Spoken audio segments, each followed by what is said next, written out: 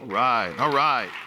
All right, so real quick, I promise to stay off my phone if you promise to stay off yours. Is that a deal? Right? I got less than 25 minutes to give you 45 minutes worth of content, okay? So who here likes the underdog story? Underdog story, right? Underdog story. I'm Chris Welton. I'm an underdog. Nice to meet you. Nice to meet you. It's so wild for me to see those videos and have the ability to get up here and share with you what adversity, once I realized, was a requirement for me to be successful. How I had to focus on, okay, what have I learned about adversity in my life? Obviously, I was born with a limb difference. I'm the son of a drug addict. But boy, that's just the tip of the iceberg. When I look back at all the things that I have been able to overcome in life, they prepared me for this moment right now, right? For me to be on stage in a room with maybe one person who needs to hear my story, who needs to understand that adversity is the requirement to get where you want to go, right? What if adversity is the goal, right? What if it's the goal? Chris Vinson, real quick before I go any deeper, saved our company, the company I represented, in 2020. If you don't do business with Chris Vinson, you are absolutely insane. Like, he literally saved our company. And real quick with that piece is, I call Chris up, I say, hey, Chris, I need help. Our lines are full, they're maxed out. He goes, you can send me $5 million. I sent him 10. And he goes, Chris, you sent me 10. I go, I know, that's pretty good, right? 10 million. And then the next week he goes, Chris, you sent me 10 more. I'm like, I know, right? Like, we're really doing well. Like the cool thing is I got 15 more coming next week. So we worked our way through it. We got through all that stuff because all the next thing you know, I have 70 million waiting to be funded by Chris. But if you're not doing with Chris, business with Windsor, you're missing out. Please make sure you take care of him. He's one of the reasons I'm able to be here today. So back to the adversity piece. I remember going to kindergarten, my first day of school, right? I remember getting dressed and ready to go, and I had knee-high socks. And I had long blonde hair, believe it or not, back then. And I had overalls and sandals with my knee-high socks, right? I was a kid from the 70s. So excited to go to school. I mean, like, this is a big deal, right? I get my backpack and I walk into class. And the first thing that happens when I walk in the classroom is kids start pointing and making fun of me. I'm like, what are you pointing at? What is that? I had no idea I was different. No one had ever told me that I was different. But boy, they sure made me feel different that day. I ran out of the school. At that time, my mom was in one of her stints in rehab and I was living with my grandmother. And I ran out of school and I ran the 2 blocks home to my grandmother's house. I remember going up the steps. She had one of those houses that was up on blocks. I remember going up the steps and opening the door, that squeaky screen door. And the door slammed behind me. And my grandmother comes scurrying out. She's like, what's the matter? What's the matter? So I started telling her what's going on. I remember to this day, she gets down and she looks me in the eye. She says, Christopher, you're special. You're different for a reason. You're going to do great things in life. You know, the crazy thing is, I'm 52 years old and I still believe her today, right? I believe her today. So I share that piece with you because the importance of belief, right? The importance of belief. If I don't believe that I can get somewhere, how am I going to get there, right? If someone else doesn't believe in you, how are you going to get there? I believe the transference of belief is one of the most powerful things you can do in the world. I have blessed to have several of my coaching clients here today with me. And I guarantee you if they scrolled through their phone, they'd be able to share with you multiple times where it says, I believe in you, okay? And I don't throw those terms around loosely. If I don't believe in you, I don't believe in you. Like, it is what it is. But I'm gonna be honest with you and tell you, I do believe in you if you put in the work and take effort to do that. Today's a little bit different for me because my wife is here in the front row. She's never seen me speak live before. I speak all over the country. Usually she's on webcam, right? So yeah, I said I'm 52, but we have a 13-month-old son. So she stays home with Leo. Luckily, we live local here. So how many of you can think about your past and have adversity there that's holding you back from making the move to the next spot in your career? How many, right? Your past is not your prison, it's your platform. It's your platform. I share this story with people all over the world on podcasts and on stages, and this is just the little tip of it, of what happened to me when I was a child. I was counting last night because I wanted to share this with you, is that in the 13 years of school, before I graduated high school, I attended 10 different schools. 10 different schools. Not only was I the new kid, I was the one-armed new kid. But I got to a point, I got just so confident with going to the new schools, it didn't bother me anymore. So I don't know a stranger now, right? My son's the same way. He's a little bit of a flirt. So he's the same way when it comes to that. The cool thing about tomorrow is tomorrow I can look back at any adversity or thing that happened today, and I can draw strength from it. So every day, we're able to build more and more and more strength up to overcome the things that are coming at us, right? We have to do hard things to do hard things, okay? I know it's tough right now in some of the mortgage space. It is. But I can tell you that all my clients had great years last year, if not record years. You know why? Because they believed in themselves and they did the work. They did the work. They didn't let the adverse market dictate where they were going to go. They didn't buy into all the stories that the news and everybody else is telling them. You're in this room to learn, right? Let's learn to learn and grow. Take something, like Chris said, 10% from each speaker and learn to get somewhere else. Now, Chris set this up beautifully for me. He did not know that we were going to go to this next spot. Again, like I said, normally I'm an hour on stage, so I'm going to cut up several different things here. But this next piece, we talk about our why. I'm going to go a little step further with that, okay? We're going to talk about your burn. I don't know what I did with the clicker. Oh, here it is. No, it's not. Can you guys operate the video from the booth here in a second? So, instead of your why, how about your why and your purpose igniting and creating what's called your burn? That takes it a little bit further. That's the reason why I put my feet on the floor in the mornings. That's the reason why I get up and make something happen, right? I'm fortunate enough to be coached by two just powerhouse coaches. One of them's Ben Newman, who's the third-ranked performance coach in the world. I'll tell you a story how I got to meet him in a little bit. But you got it? Okay. Thank you. So I'm going to play a video with you real quick about what my burn is, and I'll go a little more in detail after that. Okay, so CJ is my burn. We lost our son CJ in 2020, right in the middle of COVID.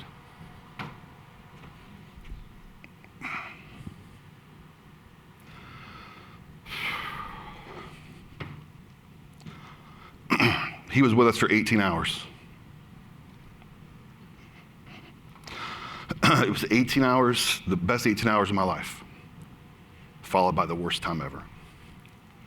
I share that piece with you because I went down a rabbit hole for a little while. I lost myself. It was my wife and I against the world, we felt. But now I realize that the things that have happened good to me since those days are because of CJ. Our son Leo, healthy as can be, full energy, because of CJ. It's there all day. Every day I see it. Anytime I look at my arm, it's there. What else is it that can drive you beyond what your why is, your purpose, and connect and make your burn? It doesn't have to be something to this extent, but what is it? We talk about that, all my coaching clients, we talk about what your burn is. What is it that's gonna move you even after you win, right? Even after you win. We need it when we struggle, right? We need the burn when we struggle. What happens after we win? We get seduced by success, right? I don't know about you, but when I first started making real money, I would have this incredible month, and then what happened next month? trying to figure out how I'm gonna pay the rent, right? Because I spend it all. So I would get seduced by success. But now when I have a win, I look down and I understand CJ, my burn's gonna connect with him to be able to get to that next spot, to keep pushing farther and farther. So if you leave today and you crush it next month, don't be seduced by the success. Make sure you have a burn to connect to that's gonna be your driving force. It may be your kids at home, and you want them to see you be better, right? You wanna see what's going on. It may be the doubters, it may be the people that said, man, you ain't no way you're gonna make it, man, right? I'm the son of a drug addict. My mom was in rehab my whole life, right? I saw her try to commit suicide multiple times. I'm not supposed to be here, but I am. By the grace of God, I learned how to grow from the adversities I faced. And that conversation I had when I was 5 years old with my grandmother still resonates with me today. I am special. I'm supposed to connect with one person in this room today. That's why I'm here. That's always my goal when I get on stage. I define success of connecting with one person that says, you know what, Chris, I needed to hear that. Now I know what's possible. Now I know what I can do, okay? I can draw strength from that. All right, that was some heavy shit, right? Okay, so now we're gonna go into something that's really cool, something that made me even realize that I couldn't even believe this happened, right? This is another thing that CJ did, I know for sure, but I saw this concept and I came up and I started putting it in play. It's called the One Jordan concept. Does anybody know what that is? Some of you might, okay, some of you. So the One Jordan concept goes like this. I was stuck in an airport in Charleston, South Carolina for 8 hours waiting for my flight because it got delayed because of a hurricane. I came up with my One Jordan list, people I wanted to connect with. See, I felt like I'd outgrown my circle, right? I got to a spot, and not bragging, I just had outgrown my circle, like love my friends, but I couldn't grow in that circle anymore. I'm like, okay, what can I do to change that? So I came up with a list of people I thought I wanted to meet. I'm gonna send them one Jordan shoe and a handwritten note that says, if you want the other shoe, give me a call, okay? So I do this, and Damon West calls me, the guy who wrote The Coffee Bean. He calls me, right? I do it again. Ben Newman, my coach, taught me, like, he's Nick Saban's performance coach. Like, now he coaches me like crazy, right? So I send him one Jordan shoe. He responds. I do like 7 or 8 in a row. I'm like, man, I need to write a book. Let me tell you something. I got a 1350 on my SAT. 750 was math, okay? Writing is not my best thing. English is like my third language, and I don't speak any other languages, okay? So just the fact that I was able to put a book together with the help of my wife was amazing, right? So we write the book. The day after it comes out, more than just my family members bought it. I thought I might sell a few copies. It became a bestseller in 6 different categories. 6 different categories, right? It literally outperformed Atomic Habits, right? You guys know what Atomic Habits is? Crazy, right? So this is what happened next. I'm going to Times Square for my One Jordan book. It's going to be on a billboard today. Okay, that's pretty cool, right? Like I always thought I'd be on a billboard, but like America's Most Wanted maybe, like something like that, right? I didn't think I'd have a book on a billboard. And I'm like, Greg was with me, and it was the most surreal thing. Like, because the first couple times it was up there, you know, I got to my back, so I didn't even see it, right? Like, they're taking pictures and all that stuff. And then when it comes up again, I'm like, oh my God, dude, that's me on that billboard. And it was one of the most amazing trips I've ever been on in New York. I had some of my really close friends. Logan was with me as well. And I have an interesting friend group. I'm like 20 years older than my closest friends. Because I'm not that old, dude, that's why, right? Because I have a 1-year-old, right? So they travel with me, they come support me places. My wife Nikki was home with Leo. We just didn't feel comfortable taking him to New York City yet. So then I'm like, okay, well, who am I gonna send the shoe to next? Look at my list. Now, let me go back a second. I have sent the shoe to multiple people and they didn't respond. Or they sent the shoe back.